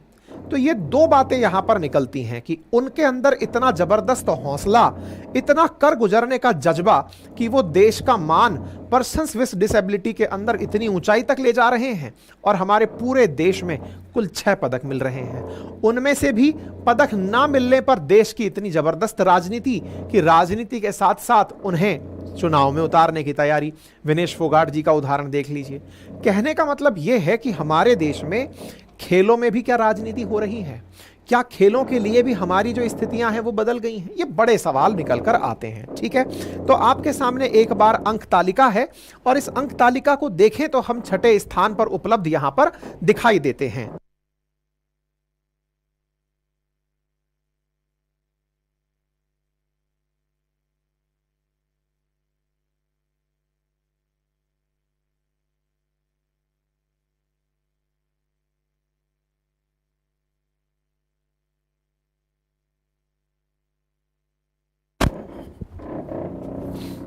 मेरी क्लास के साथ साथ ही पीछे मेरे ड्रिलिंग शुरू हो जाती है, जस्ट दीवार के पीछे पड़ोसी जो है ना वो धमाधम कर देते हैं। अब क्या करें, खैर ऐसे में भारत कुल 71वें स्थान पर पहुंचा। कुल 84 देश ही पदक तालिका में स्थान बना पाए। इंटरेस्टिंग बात यह है कि पाकिस्तान 62वें स्थान पर पहुंचा है क्योंकि उसको एक गोल्ड मिला है, हमें गोल्ड नहीं मिला, हम 6ठे स्थान पर पहुंचे। टोक्यो ओलंपिक में हम 7 पदक जीते थे, इस बार 6 पदक जीते हैं और हमारे 6 खिलाड़ी ऐसे रहे जो कि 4थे स्थान पर रहे। 4थे स्थान पर रहे से मतलब यह है कि वो पदक तालिका के अंदर अभी तो नहीं लेकिन आने वाले समय में हमें उम्मीद जगा गए कि कुछ तो अच्छा करेंगे। खैर कोई बात नहीं, हमारे ये 6 खिलाड़ी रहे जिन्होंने इस तरह से पदक तालिका में नाम कमाया। और पैरा ओलंपिक्स की अगर हम बात करें, देखिए ओलंपिक्स के जस्ट पीछे ही पैरा ओलंपिक्स आयोजित किए जाते हैं। 2024 के अंदर जो समर पैरा ओलंपिक्स हुए, उन पैरा ओलंपिक्स के अंदर जो खेल का आयोजन हुआ वो 28 अगस्त से शुरू होकर 8 सितंबर तक चला और 8 सितंबर को जब ये कार्यक्रम खत्म हुआ तो भारत की तरफ से यहां पर बहुत सारे पदक आए। 29 पदक लेकर हम इस अंक तालिका में 18वें स्थान तक पहुंचे और ये आपके सामने यहां पर विजिबल है कि 29 पदक लेकर जिनमें से 7 हमने गोल्ड लिए, सिल्वर यहां पर 9 लिए, ब्रॉन्ज हमने 13 लिए। भारत पदक तालिका में 29 पदक लेकर के 18वें स्थान को सुनिश्चित करने में कामयाब हुआ। मतलब विचार करने की बात बार बार जो ये है कि हमारे देश के पर्सन्स विद डिसेबिलिटी, उन्होंने देश का इतना मान बढ़ाया कि हम अंक तालिका में 7 गोल्ड लेकर आए। और इंटरेस्टिंग अगर इस नंबर टैली पर ध्यान दिया जाए तो वो ये है कि ये पदक अब तक के सब सर्वश्रेष्ठ पदक हैं और लगातार ये अंक तालिका सुधार पाती जा रही है। तो ये अपने आप में हमारे देश के लिए बड़ा गर्व का क्षण बना। हालांकि पैरा ओलंपिक्स के अंदर कुछ ऐसी चीजें भी रही जो बड़ी यादगार रही, जैसे एक ऐसी घटना जिस समय पर ईरान का जो खिलाड़ी था वो गोल्ड पा रहा था और हमारा खिलाड़ी सिल्वर पा रहा था, लेकिन उसका गोल्ड कैंसिल होकर के हमारे खिलाड़ी को सिल्वर वाले को गोल्ड मिला। वो घटना भी बड़ी यादगार क्षण बनकर आई, लेकिन हमारे लिए ये एक बड़ा सोचने का प्रश्न दे गई। ऐसे में सबसे पहली जो कंट्रोवर्सी हुई वो मैं आपको बताता हूं क्या हुआ। पेरिस पैरा ओलंपिक खेल के अंदर सेरेमनी 8 तारीख को खत्म हुई। इसके अंदर 168 पैरा ओलंपिक कमेटी की टीम मेंबर्स ने पार्टिसिपेट किया। भारत ने 29 मेडल जीते, जिनमें से 7 गोल्ड, 9 सिल्वर, 13 ब्रॉन्ज मेडल जीते थे। इस तरह से यह कार्यक्रम संपन्न हुआ था। 168 देशों ने यहां पर हिस्सा लिया, जो कि लंदन पैरा ओलंपिक से ज्यादा है, और यहां पर इस तरह की क्लोजिंग सेरेमनी हुई। मैं आपको याद दिला दूं कि जब ओलंपिक होता है उसी जगह पर पैरा ओलंपिक खेलों का आयोजन कराया जाता है। भारत की तरफ से पैरा ओलंपिक टीमों को बधाई दी गई। भारत की तरफ से हमारी जो टीम खेलने गई थी उन्होंने 29 पदक जीते और भारत 18वें अंक पर रहा, लेकिन पहले स्थान पर 220 पदक के साथ चाइना रहा। ग्रेट ब्रिटेन 124 पदक के साथ में दूसरे स्थान पर रहा और यूएस 105 पदक के साथ तीसरे स्थान पर रहा। एथलेटिक्स में भारत सबसे ज्यादा पदक जीत करके यहां पर पहुंचा है। अब एक और इंटरेस्टिंग अंक तालिका देखें आप, इससे आपको मजा आएगा। हम लगातार कितना जबरदस्त तरीके से सुधार करते जा रहे हैं। देखने योग्य है कि 1972 में जहां हम केवल 1 पदक जीते थे। अच्छा, ये जो 1 पदक की कहानी है ना, चंदू चैंपियन करके एक फिल्म आई हुई है, पता नहीं किस पे है, नेटफ्लिक्स पे कि अमेजन पे है ना, अभी है, लेकिन वो सिनेमा में भी आई थी। वो 1 पदक 1972 में, वही चंदू चैंपियन वाला है ये। ठीक है, मैं केवल इसको इस तरह से कंटेक्स्ट में बता रहा हूं। एनीवे, 2012 तक हम 1 पदक, 2016 में हम 4 पदक, 2020 में 19 पदक और 2024 में हम 29 पदक जीत पाए हैं। मतलब अगर इन सब पदकों को एक साथ मिला दिया जाए तो यहां पर 48 पदक हम जीत करके आए हैं, और यहां पर अगर मिला दिया जाए तो 5 2 7 7 4 11 और 12 12 चौक अर्थात 4 गुना पदक हम लोगों ने मात्र पिछले 2 पैरा ओलंपिक में जीते हैं। यह देश का बढ़ता हुआ सुधरता हुआ प्रदर्शन है, किस तरह से निरंतर हमारे खेल में सुधार हो रहा है। पैरा एथलीट मुरलीकांत पैटकर जो हैं, उन्होंने 1972 में भारत के लिए गोल्ड मेडल जिताया था। पहला गोल्ड मेडल जो था वो इनके ऊपर था। इन्हीं के ऊपर एक फिल्म आई हुई है। अच्छा, एक इंटरेस्टिंग स्टोरी जो नवदीप के केस में हुई वो क्या हुई, यहां पर नवदीप जैवलिन थ्रो कर रहे थे और जैवलिन थ्रो के अंदर उनका जो मुकाबला चल रहा था वो ईरान के खिलाड़ी के साथ चल रहा था। ईरान के खिलाड़ी जब उनका नाम था सयाह दाधे, तो सयाद दादे ने गोल्ड के लिए मुकाबला लड़ा था और ये गोल्ड पा भी गए थे, मतलब विनर रहे थे। लेकिन एंड में इन्होंने क्या किया कि कोई ऐसा आपत्तिजनक झंडा दिखा दिया। ओलंपिक्स में साफ मना है कि आप किसी भी प्रकार का प्रदर्शन नहीं कर सकते। इन्होंने कोई ऐसा झंडा दिखा दिया, हालांकि इसमें क्या लिखा हुआ है ये कहीं नहीं पता चला, लेकिन इनके इस कारण से इन्हें डिस्क्वालीफाई कर दिया गया और भारत के इन खिलाड़ी को जैवलिन थ्रो के अंदर गोल्ड मेडल दे दिया गया। ठीक है। अच्छा, विनेश फोगाट का मामला भी आपको याद हो कि वो भी डिस्क्वालीफाई हुई थी, लेकिन वो वजन के कारण हुई थी। जहां तक बात है आबादी की, जिसके कारण हम इस बात को चर्चा में ले रहे हैं कि भारत के अंदर 6 पदक आए 142 करोड़ की आबादी पर, उसको अगर ओलंपिक की टैली में देखें तो वो इस तरह से दिखता है कि हरियाणा में से 4 पदक आए, कुल 6 पदक में एक तो टीम इवेंट के लिए चला गया, 4 इंडिविजुअल कैटेगरी में गए तो 28 मिलियन हरियाणा की पॉपुलेशन है, तो 7 मिलियन पर 1 पदक हमारे देश में मिला। महाराष्ट्र के अंदर 125 मिलियन आबादी है तो उसमें 1 पदक आया। बाकी आप सोचकर देखिए कि 26 राज्यों के पास में 1 भी पदक नहीं आया। और इसका एनालिसिस पूरी दुनिया में ऐसे ही किया गया है। कैसे किया गया है आइए मैं आपको बताता हूं। देखो, इंडिया में 242 मिलियन यानी 24.2 करोड़ लोगों पर 1 पदक प्राप्त हुआ है भारत को। अब दूसरे देशों की यात्रा करते हैं, जैसे अमेरिका। अमेरिका ने 126 मेडल जीते हैं, 126 मेडल जीते हैं और उसकी जो आबादी है वो 332 मिलियन है। 332 मिलियन का मतलब यह हुआ कि उन्होंने मात्र 26 लाख की आबादी पर 1 पदक जीता है। आप देखिए अंक को देखिए, भारत ने 6 पदक जीते हैं, 1.45 बिलियन पॉपुलेशन है। दैट मींस हम 24 करोड़ पर 1 पदक जीत रहे हैं, ये लोग 26 लाख पर 1 पदक जीत रहे हैं। अर्थात ये लोग केवल और केवल पैसे में ही आगे नहीं, खेलों में भी हमसे बहुत आगे हैं।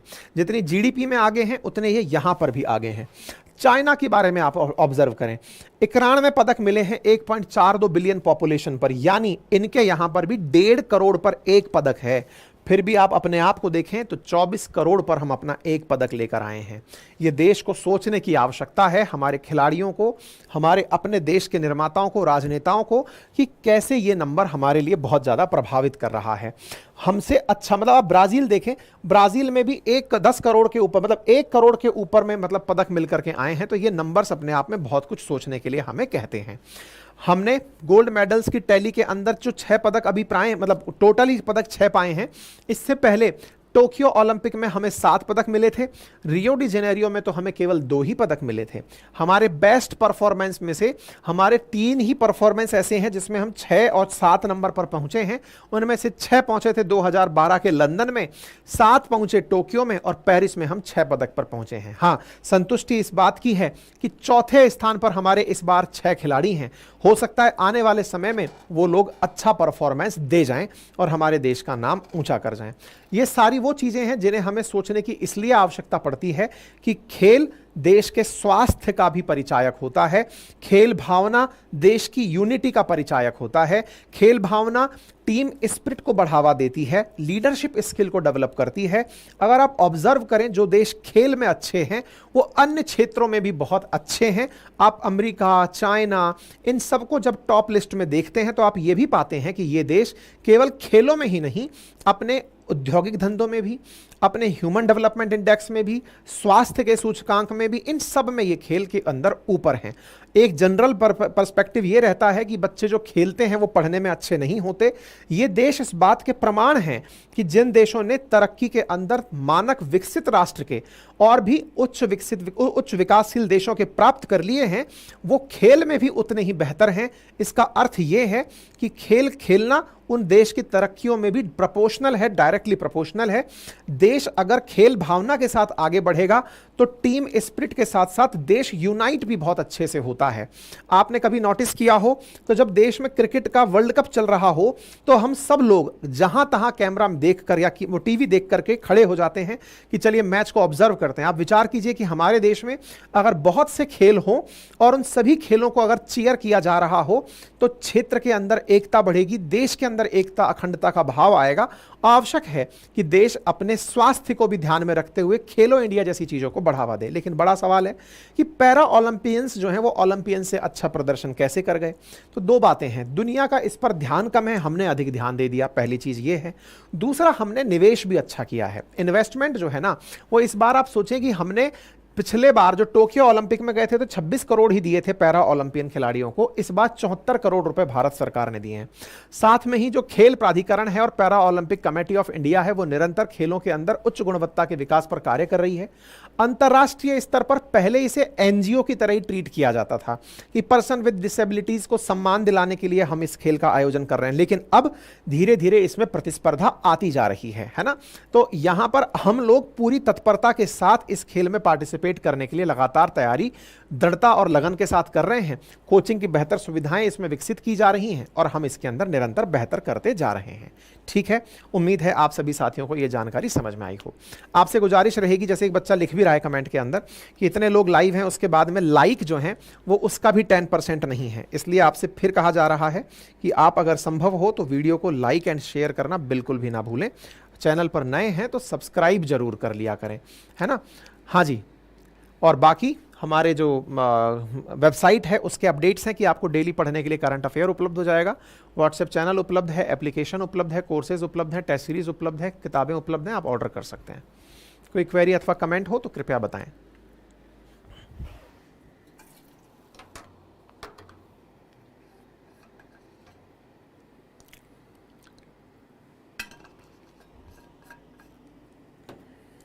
बढ़े।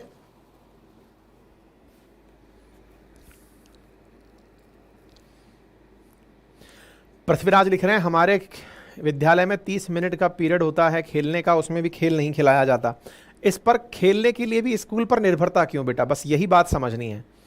आप अपने दोस्त कुछ ऐसी प्लानिंग कर लीजिए। गाँवों के अंदर मोबाइल पर बैठे हुए लोग गाँवों में दिखाई दे जा रहे हैं, है ना। कहीं भी किसी पेड़ के नीचे पहले लोग खेलते हुए दिखते थे, आजकल मोबाइल पर पबजी खेलते हुए दिख रहे हैं।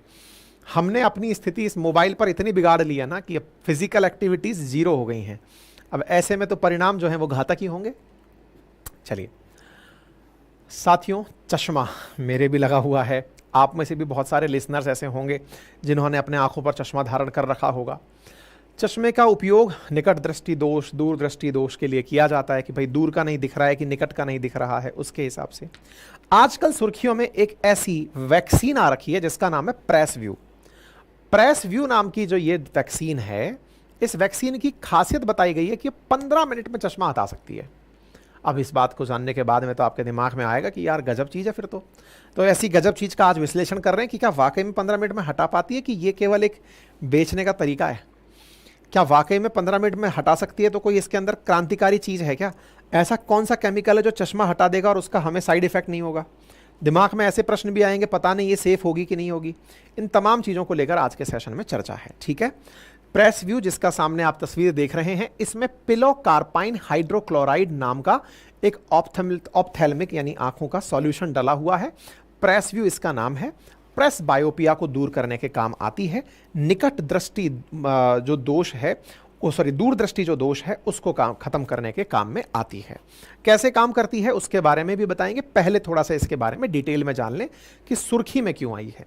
The I drop that can help you ditch reading glasses. सामान्यतया लोग जब किताब पढ़ रहे होते हैं तो उन्हें नज़दीक का चश्मा लगा हुआ होता है जिसको प्रेस बायोपिया कहते हैं, और उस चश्मे को उम्र के हिसाब से, इसमें थोड़ा सा डिफरेंस है, मैं सारी बातें भी चल के आगे बताऊंगा, तो उनको हटाने के लिए यह काम में आ सकती है, इसलिए ये सुर्खी बनती है। 8 सितंबर की खबर है कि eye drop that can help you ditch reading glasses, उसके बारे में आज का सेशन हमारा किया जा रहा है। असल में साथियों 2021 में अमेरिका के अंदर FDA ने एक दवाई को अप्रूव किया था और उस दवाई के अंदर वही केमिकल था जो इस दवाई के अंदर डला हुआ है। जब अमेरिका में यह अप्रूव हुआ, पिलोकार्पाइन नाम का केमिकल, कि आप आंख में दवा डालने के लिए यूज कर सकते हैं, तो इंडिया के अंदर भी DGCA, ड्रग कंट्रोलर जो अथॉरिटी इंडिया की है, उसने इसे अप्रूव किया कि हाँ भाई अपन भी इसको अप्रूव करते हैं और इसका काम ये होगा कि ये लोगों की आंख में डलने के बाद उन्हें चश्मे की जरूरत को खत्म कर देगा। अब पहले ना इस ज़रूरत को समझते हैं कि ये ज़रूरत होती क्या है और कैसे ये काम करती है। देखो, एक बीमारी होती है जिसका नाम है प्रेस बायोपिया। प्रेस बायोपिया कैसे काम करती है मैं आपको एक बार के लिए मैप फोटो के थ्रू समझाने का प्रयास करता हूँ। जनरली हम और आप जब स्वस्थ आंखों के होते हैं, 6x6 जिनकी आंख बढ़िया कही जाती हैं, उनके आंखों में जो लेंस है उसके ऊपर ही फोकल पॉइंट बनकर आता है। लेकिन अगर किसी व्यक्ति को प्रेस बायोपिया है तो उसका फोकल पॉइंट लेंस से भीतर की तरफ बनता है। देखिए, आप में 2 प्रकार के दोष पढ़े जाते हैं, मायोपिया और प्रेस बायोपिया। प्रेस बायोपिया को दूरदृष्टि दोष के नाम से भी लोग पढ़ते हैं। दूरदृष्टि दोष लेकिन 2 प्रकार का होता है, हाइपर मायोपिया या हाइपरबिया, और दूसरा प्रेस बायोपिया। आंखों में अगर 40 साल से ऊपर की उम्र हो गई है तो सामान्यतया जो लेंस है वो कॉन्ट्रैक्ट करना कम कर देता है। जैसे आपको निकट की कोई चीज पढ़नी है तो आंख का लेंस आसानी से एडजस्ट नहीं हो पा रहा होता है। ऐसे में फोकल पॉइंट बहुत पीछे की तरफ बनने लगता है, जिसे दूर करने के लिए चश्मे की जरूरत पड़ती है। इस बीमारी को प्रेस बायोपिया कहते हैं। आसान भाषा में और कहूं तो नजदीक का चश्मा अगर किसी के लगा हुआ है, जिन्हें पढ़ते समय आंखों पर जोर देकर पढ़ना पड़ रहा है, वो लोग इस बीमारी से साधारणतया 40 साल की उम्र के बाद पीड़ित होते हैं। आपने देखा हो, बहुत से लोग ऐसे होते हैं जो कि उम्र के साथ चश्मे के नज़दीक पहुंचते जाते हैं कि साहब मैं अखबार पढ़ने में दिक्कत आ रही है, तो उस बीमारी को सामान्यतया प्रेस बायोपिया में बोले साहब लेंस आपका गड़बड़ कर रहा होगा। एक और भी दूरदृष्टि दोष का केस होता है जो कि लेंस से नहीं, किन्हीं और कारणों से भी हो सकता है। फोकल पॉइंट के डिस्टर्ब होने से ही हो सकता है। हो सकता है कि रेटिना फ्लैट हो गई हो, लेंस फ्लैट हो गया हो, कारण कुछ भी हो सकते हैं। अच्छा, ऐसे में प्रेस बायोपिया के केस का जो रीजन है वो क्या है कि लेंस आसानी से एडजस्ट नहीं हो पा रहा है। और आसान भाषा में कहें तो लेंस इसलिए एडजस्ट नहीं हो पा रहा है क्योंकि जो इसे लिक्विड चाहिए आंसू के फॉर्म में हो सकता है वो सूख गया हो, उसका लिक्विड काम ना कर रहा हो। ऐसे में ये जो प्रेसव्यू नाम का जो दवा है, ये इस लेंस को वापस से गति दे देता है। गति दे देता है और वो लेंस वापस चलने लगता है। तो अब आपके दिमाग में अगला प्रश्न आएगा, गति दे दी, लेंस एडजस्ट हो गया, तो क्या हमें दिखने लगेगा? हाँ, दिखने भी लगता है। तो नजदीक का चश्मा जो प्रेस बायोपिया के कारण है, जो उम्र के साथ नजदीक का चश्मा चढ़ा है आपके, उस चश्मे को हटाने में ये दवा काम आएगी। कितनी देर में काम कर देगी? 15 मिनट में काम कर देगी। तो फिर तो ये क्रांति आ गई भाई। अगर ऐसा हुआ तो आई के अंदर जो लेंस की मतलब जो फ्लेक्सी लेंस हमारे आंख का है, जो लेस फ्लेक्सिबल है, उसको अगर ये फ्लेक्सिबिलिटी दे रहा है और भारत सरकार ने इसको परमिशन दे दी कि 15 मिनट के अंदर ही चश्मा हटा देगा, फिर तो क्रांति हो गई। फिर तो चश्मे की दुकानें बंद हो जाएंगी, डॉक्टर्स बेरोजगार, दुकान वाले बेरोजगार हो जाएंगे। क्यों? क्योंकि बोले बस बूंदे डालो। और तो और ये जो दवा है मात्र 350 रुपए में उपलब्ध है। फिर तो साहब इसने आने वाले समय में क्रांति मचा देनी है। हर चश्मे वाला व्यक्ति दुकान पे खड़ा दिखाई देगा। हालांकि सबको यही बीमारी नहीं होती है, लेकिन फिर भी जिन्हें इस तरह की बीमारी है वो तो खड़े दिखाई देंगे। ठहरिए, 2 मिनट पेशेंस रखिए। खबर इसके साथ में एडिशनली ये भी है कि ये दवा एक बार में 4 से 5 घंटे ही राहत दे सकती है। मतलब अगर आपकी आंख में इसका उपयोग हुआ तो ये 4 से 5 घंटे आई ड्रॉप की तरह ही आपकी आंख को एडजस्ट कर सकती है। इसमें जो पिलाकार्पिन नाम का जो रसायन डला हुआ है, उसकी मियाद बस इतनी ही देर की है। तो बोले फिर? तो बोले इसका मतलब यह हुआ कि अगर आपको चश्मा हटाए रखना है तो पहले इसे डालिए, 4 से 5 घंटे की अपनी, जैसे गाड़ी के अंदर डीजल डालते हैं, पेट्रोल डालते हैं कि इतनी देर चल पाएगी, वैसे ही जैसे मोबाइल चार्ज होता है इतनी देर के लिए, ऐसे आपकी आंखें चार्ज होंगी इतनी देर के लिए। फिर जैसे ही आपके आंख के 4-5 घंटे पूरे हुए, फिर दोबारा ड्रॉप डालिए अगर काम आपको आगे बढ़ाना है। आपके दिमाग में पैरेलली सवाल आ जाएगा, फिर तो ये तो डिपेंडेंसी हो गई। आदमी 40 साल की एज में इसको डलवाना शुरू कर रहा है, दिन भर में 4-4 घंटे के हिसाब से 3 बार भी वो डलवाता है, तो इसका मतलब तो ये तो 300-350 रुपए की दवाई माला माल हो जाएगी। तो हाँ, तो भाई यही तो कमाई है। तो जिनको चश्मा हटाने का थोड़ी देर पहले ख्याल आ गया था, वो अपने आप को रोक सकते हैं कि नहीं यार, ये महंगा सौदा हो सकता है, चश्मा ही ठीक है। हाँ, लेकिन फिर भी कुछ लोग ऐसे होते हैं जो चश्मे से परेशान होते हैं, जैसे समटाइम्स हम जैसे लोग, हालांकि मेरा दूर का चश्मा है, कुछ लोग जो नज़दीक के चश्मे वाले लोग होते हैं, जैसे कैमरा सामने देख रहा है, हमें बड़ी परेशानी होती है शूटिंग के समय, क्योंकि जो लाइट है वो चश्मे पर बहुत ज़्यादा इफेक्टिव होती है, तो वो आंखों को ख़राब कर रही होती है, चश्मे के अंदर वो चमक रही होती है। उसका इलाज हो जाता है ये कि साहब इसको हटाया, आंखें ठीक हो गई, काम चल गया। कुछ लोग जो कुछ समय के लिए शादी पार्टी में लेंस लगा के जाते हैं ताकि चश्मे की वजह से उन्हें ज़्यादा ध्यान आकर्षण ना करवाना पड़े, तो उनके लिए ये शॉर्ट टर्म फ़ायदा पहुंचाने वाली चीज़ हो सकती है। इसे आप इस तरीके से देख सकते हैं, ठीक है। तो ये प्रेस बायोपिया नामक बीमारी के लिए ही है, पहले इसको समझ लें। और इस बीमारी को पहले अमेरिका के अंदर इस दवाई को परमिशन मिली थी, अब अपने देश के अंदर भी मिल गई है, ठीक है। अमेरिका में जो परमिशन मिली थी वो प्रेस बायोपिया ड्रॉप के नाम पर अप्रूवल मिला था। वूटी, इसके अंदर पिलाकार्पिन HCl उपलब्ध था, और यहां पर एबव्यू नाम से कंपनी थी, उसने किया था। अपने देश के अंदर प्रेसव्यू नाम से आया हुआ है, प्रेसव्यू नाम की दवा निकलकर अपने देश के अंदर आई है, ठीक है। तो ये सारी बातें मैंने आपको बता दी हैं। संभवतः आपको जो क्वेरी होनी थी वो क्लियर हो गई होंगी, और दवाई का उपयोग भी समझ में आ गया। प्रेस बायोपिया के कारण इसका नाम प्रेसव्यू रखा गया है। तो दवाई जब लेंगे तो भी याद रहे, ताकि आपको कि ये केवल प्रेस बायोपिया के लिए है, बाकी के लिए नहीं है। तो इसको आप समझ सकते हैं। तो मैंने आपको ये सारी बातें बता दी। आपको प्रेस बायोपिया है या नहीं, तो इसके लिए तो आप नज़दीक के पढ़ने में दिक्कत आती है, जैसे सिर दुख रहा है, आपको अक्षर साफ दिखाई नहीं पड़ रहे हैं, देखने में दिक्कत आ रही है, सिर दुख रहा है, आप इससे अपने आप को पहचान सकते हैं। तो बस ठीक है, यही है। बाकी तो आप स्वस्थ रहिए, बस कुल मिलाकर बात यही है। चलिए ठीक है, बाकी हमारा अपडेट है वेबसाइट अपनी पाठशाला.com पर। कंटेंट इसका रिटर्न में उपलब्ध हो जाएगा, PDF में उपलब्ध हो जाएगा, एप्लीकेशन पर हमारे कोर्सेज और हमारी टेस्ट सीरीज़ हमारी वेबसाइट पर, हमारे हैंड रिटन नोट्स उपलब्ध हैं, आप उन्हें घर पर मंगा सकते हैं। कोई क्वेरी और कमेंट हो तो प्लीज़ बताएं, ठीक है।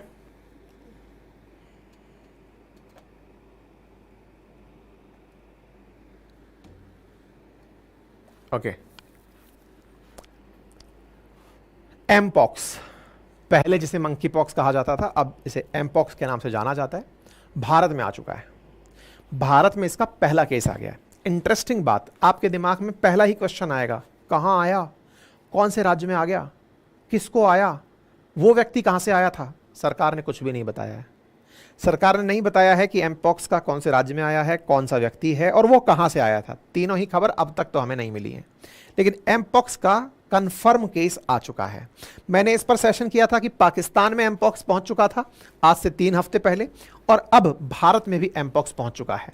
WHO ऑलरेडी इसके ऊपर इमरजेंसी घोषित कर चुका है, और हाँ, घबराने की जरूरत नहीं है, इतना ज़्यादा फैटल नहीं है ये। दूसरी इंपॉर्टेंट बात पहले ही सुन लीजिए, और वो ये है कि इसके लिए वैक्सीन बनाने के नाम पर भी तैयारियां शुरू हो चुकी हैं। आधार पूनावाला जिन्होंने कोरोना की वैक्सीन बनाई थी, वो कह रहे हैं कि जल्दी इसकी भी वैक्सीन वो लेकर आने वाले हैं। इसी बीच में एमपॉक्स का जो क्लैड 2 है, क्लैड 2 जो कम घातक है, वो भारत में मतलब पता चला है। इसके बारे में खबर निकल के आई, सेंट्रल गवर्नमेंट के द्वारा इसकी ऑलरेडी लोगों को, हेल्थ केयर वर्कर्स को इसकी ट्रेनिंग दे दी गई है कि कैसे इसको आइडेंटिफाई करना है, कैसे टेस्टिंग होनी है, क्या कुछ होना है। ठीक है, तो ये तो रही खबर। एमपॉक्स पॉजिटिव व्यक्ति पाया गया है।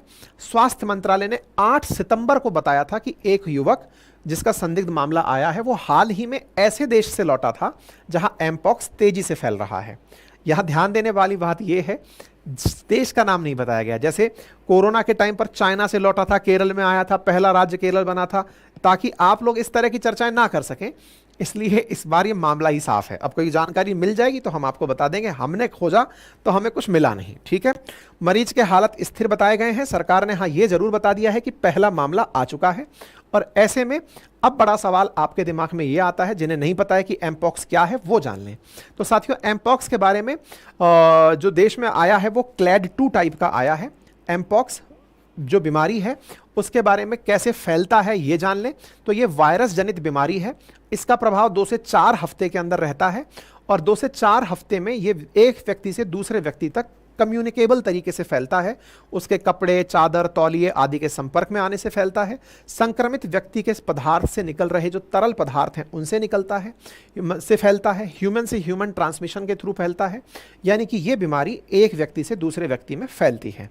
क्या ताज़ा कोरोना की तरह नई बीमारी है? नहीं, ये बहुत पुरानी बीमारी है। ऑलरेडी 1958 में सबसे पहली बार रिकॉग्नाइज की गई थी मंकियों के साथ, जो मंकी थे उनमें, इसलिए इसे मंकी पॉक्स कहा गया था। इंसान में पहली बार 1970 में कॉन्गो नामक जो देश, डेमोक्रेटिक रिपब्लिक ऑफ कॉन्गो, वहां पर इसे देखा गया था। इसके 2 वेरिएंट पाए गए थे, क्लैड 1 और क्लैड 2। क्लैड 1 ज़्यादा घातक था। क्लैड 1 एक समूह वायरसेस का जिसका कारण से ये फैल रहा था, वो क्लैड 1 के अंदर रखा गया था। इसके साइन एंड सिम्टम्स में फीवर का होना, हेडेक का होना, मसल एक का होना, बैक एचेस का होना, है ना, गले के अंदर फूल जाना और एग्जर्शन होना, और साथ में शरीर के ऊपर चकत्ते बन जाना, ये इसके अंदर प्रमुख प्रकार की चीज़ें दिखाई देती हैं। मतलब इसके जो सिम्टम्स हैं वो स्मॉल पॉक्स के जैसे ही दिखाई पड़ते हैं, और इसके सिम्टम्स के अंदर मतलब स्किन के ऊपर लेजन जो है वो दिखाई पड़ सकते हैं, आपकी हथेलियों पर दिखाई पड़ सकते हैं, पंजों के पास दिखाई पड़ सकते हैं, चेहरे पर दिखाई पड़ सकते हैं, आंखों पर जो छोटे छोटे से निशान हैं, चेहरे पर जो निशान है स्मॉल पॉक्स टाइप से, वो इसके अंदर दिखाई पड़ते हैं। ठीक है, तो ये यहाँ पर सबसे इंपॉर्टेंट चीज़ है। क्लैड 1 जब शुरुआत में आया था तो वो सेंट्रल अमेरिकी क्षेत्रों में फैला था, और क्लैड 2 जो आया था वो वेस्ट अफ्रीकी देशों के अंदर फैला था। जो क्लैड समूह है वो एक साथ समूहों को कहा जाता है। क्लैड 1 बाहर दुनिया में नहीं फैला था, क्लैड 2 ही था जो ग्लोबल आउटब्रेक का कारण बना था। दुनिया भर में जो देखा गया था वो क्लैड 2 था। डेडलियर इनमें से क्लैड 1 है। हालांकि इस समय पर जो आज जिसकी सबसे ज़्यादा रिपोर्टिंग दुनिया भर में हो रही है वो क्लैड 1 का भी एक सब टाइप है, दैट इज क्लैड 1B, उसके फैलने की बात है। लेकिन भारत में क्लैड 2 जो कम घातक है उसके भारत में रिपोर्टिंग हुई है, और ये स्वीडन में पहली बार अगस्त 15 के अंदर रिपोर्ट किया गया था, पहला केस इसका, जिस पर WHO के द्वारा इस पर हेल्थ इमरजेंसी डिक्लेयर कर दी गई थी। पब्लिक हेल्थ इमरजेंसी इसको जारी कर दिया गया था, दुनिया को अवेयर करा दिया गया था। भारत में भी भारत सरकार के द्वारा सभी राज्यों को सूचित कर दिया गया था। एम्स दिल्ली ने बाकायदा इसके लिए प्रॉपर तरीके से गाइडलाइंस और प्रोटोकॉल डिसाइड कर दिए थे, कैसे कैसे निपटना है। बाहर से आने वाले व्यक्तियों पर निगरानी रखने का काम प्रॉपर तरीके से चल रहा है। क्लैड 2 जो है वो वर्तमान में निकल कर आया है, जो कि करंट पब्लिक हेल्थ इमरजेंसी का हिस्सा नहीं है, इसलिए घबराने की ज़रूरत नहीं है। भारत में जो देखा गया है वो क्लैड 2 कैटेगरी का है। मैं बार बार कह रहा हूँ, क्लैड 1B है जो कि दुनिया भर में फैला हुआ है वायरस का प्रकार, जिसकी वजह से दिक्कतें हो रही हैं। क्लैड 2 के साथ ऐसी कोई भी चीज़ नहीं है, सरकार इसके ऊपर ऑलरेडी काम सख्ती के साथ कर रही है। ठीक है, तो ये जानकारी मैंने आपको बता दी। और कोविशील्ड के जो मैन्युफैक्चरर हैं आधार पूनावाला, वो कह चुके हैं कि इसकी भी वैक्सीन जल्दी ही आ जाएगी। बाकी आपके सामने बचने के लिए क्या कर सकते हैं, तो प्रॉपर साफ सफाई का ख्याल रखें, भीड़ वाली जगह से जाने से बचें, संक्रमित व्यक्ति से दूरी बनाए रखें, और कम्युनिकेबल डिजीज़ है तो जो भी कम्युनिकेबल डिजीज से बचने के तरीके होते हैं वो आप इसमें फॉलो कर सकते हैं। फिलहाल के लिए इतना ही। बाकी इस पूरे कंटेंट को आप हमारी वेबसाइट अपनी पाठशाला.com पर पढ़ सकते हैं, पीडीएफ की कंटेंट निकाल सकते हैं। हमारे एप्लीकेशन पर भी हमारे कोर्सेज उपलब्ध हैं, आप उन्हें एक्सेस कर सकते हैं। हमारी टेस्ट सीरीज़ हमारी वेबसाइट पर उपलब्ध है, हमारे हैंड रिटन नोट्स हमारे एप्लीकेशन पर उपलब्ध हैं, आप उन्हें अपने घर पर ऑर्डर कर सकते हैं, जो विदिन 7 डेज़ के अंदर घर पर डिलीवर हो जाएंगे। हमसे जुड़े रहने के लिए हमारा WhatsApp channel link comment box में पिन है, जाकर उसे ज्वाइन कर सकते हैं। अपना ख्याल रखें, बड़ों का सम्मान करें, छोटों को प्यार दें और अपना व्यक्तित्व इस प्रकार से विकसित करें कि महिलाएं आपके साथ सुरक्षित महसूस करें। बहुत बहुत धन्यवाद।